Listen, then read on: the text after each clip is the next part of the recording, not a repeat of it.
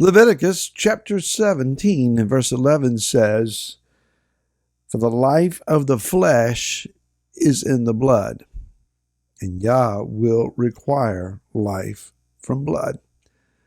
Hi, the Spirit fills with 10-minute Torah, day 4 of the Torah portion of Vieira. And we are still in chapter 7 of Shemot, or Exodus. And so we find then in verse number 16, or actually let's back up to verse 15. "Go to Pharaoh," Yah says, "as he goes out to the water, and you shall stand by the river's bank to meet him, and take in your hand the rod which was turned into a serpent," or from yesterday, a crocodile. "And you shall say to him, Yahweh, the Elohim of the Hebrews, has sent me to you, saying, let my people go, so that they serve me in the wilderness. But see, until now you have not listened. Thus said Yahweh, by this you shall know that I am Yahweh. See, I am striking the waters which are in the river with the rod that is in my hand, and they shall be turned to blood. The fish are going to die, the river is going to stink." And at the end of verse 19, it says that even the waters that are stored in vessels, wooden or stone containers, they will be turned to blood. So this is not just in the bodies of waters in nature, but in stored water as well. What's up with this? Why is this the first judgment? Let's recall all the way back in chapter number 1 that Pharaoh had initiated an attempt of genocide. And that is that the Hebrew male children born were to be thrown to the god of the Nile.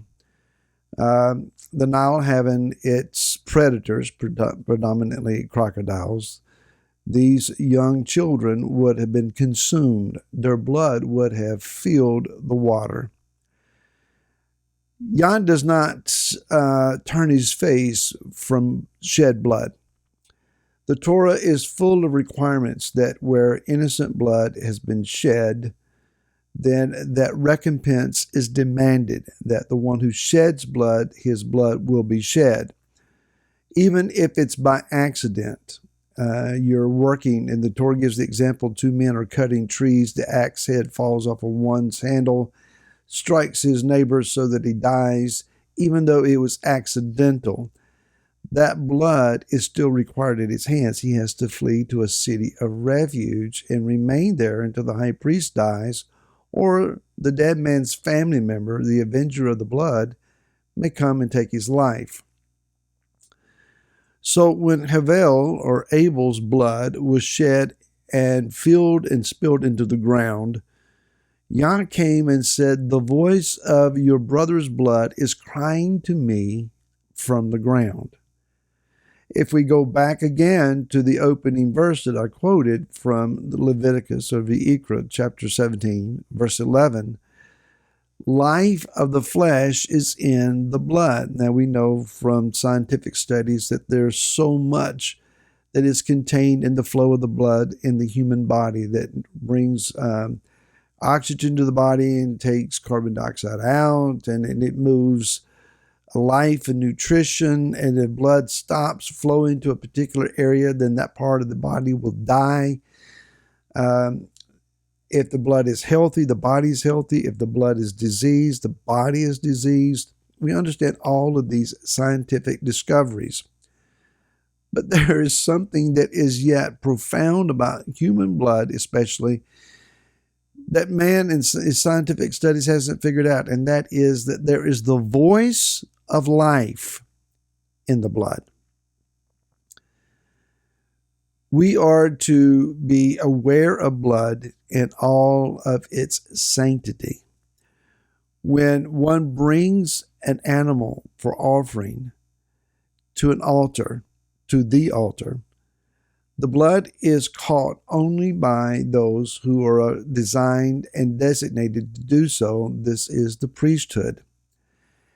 Only one of the Kohanim, the priests of the family, may catch the blood in the basin and manipulate the blood, that is, apply the blood wherever it is designated for, and pouring it out at the base of the altar as the rituals may require. If we kill an animal in the field, hunting, a deer, for example, we are to cover over its blood. We're not to eat the blood. We're not to consume blood. And many, they just think, that's Old Testament stuff. Don't worry about that anymore. Yah's very serious when it comes to bloodshed because life is in it. Now, where does this life come from? Let's remember that in creation, Yah formed Adam, mankind, from the dust and the mud of the earth. This clay body, as fascinating as it is, and its design and structure and all of the overwhelming intricacies of how it's designed and functions, man is still figuring out the human body. But it's just a body without life in it. When the heart stops beating, the brain stops functioning, breath ceases to go in and out of the lungs, the body is dead. And as wonderfully made as we are, without life, we're dead. There's no value then for living left in that body. The life, the function, the animation of the body is not in the lungs or the brain or the heart. It's in the blood. So the breath of Yah is what caused that shell to come into being and come into animation. That's what caused Adam to first blink his eyes and look around and began to take an awareness of his surroundings. So then, the life of Yah is contained in our blood. We have become fascinated as a culture with bloodshed. It used to be in the old black and white television programs, a Western, for example. You're watching Gunsmoke and somebody gets shot. Well, you're not seeing a big pool of blood. You might see a spot on the shirt or something, but that's all. There's not really a lot of blood shed in the old films. Nowadays, you don't have to go to the movie theater to see it. It's everywhere. All television programs, any crime drama, blood is everywhere. And they show the splatter on the wall and the bodies in examination, and it's gory. But we think nothing of it. And so the blood is uncovered. Yah says this blood is important, so much so that he brings a reckoning to all Mitzrayim. And he says to them, I'm going to bring the blood of the Hebrew sons back to your remembrance. And where you threw them, that water is going to remember, and the blood of those infants is going to come to the surface, and it's going to cry out to me. And those of you that sat in your homes thinking nothing of the Hebrew children who died, you're going to think about them when you go to get water to drink, and the stone container, the wooden container, is filled with blood.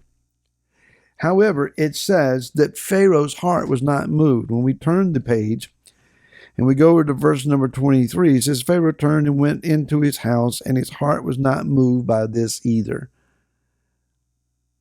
The fish, the aquatic life, died, and the river was filled with corruption and decay, and it stank. And Pharaoh thought nothing about it, shrugged his shoulders, and said, so what? If I think about the blood of aborted infants by the millions, tens, perhaps hundreds of millions of infants, their blood washed down a drain and thought nothing else of. Their bodies disposed of like garbage, like medical waste. Yah knows where every one of those little bodies are. He knows where all of those drops of blood remain. And Yah will eventually bring that blood back to bear upon the nations of the earth and cause us to remember. We cannot forget. Life is in the blood. I challenge you, read Revelation 8:8, chapter 11, verse 6, and chapter 16, verse 3 through 6, and see what you find. And I'll see you again tomorrow. To then, shalom.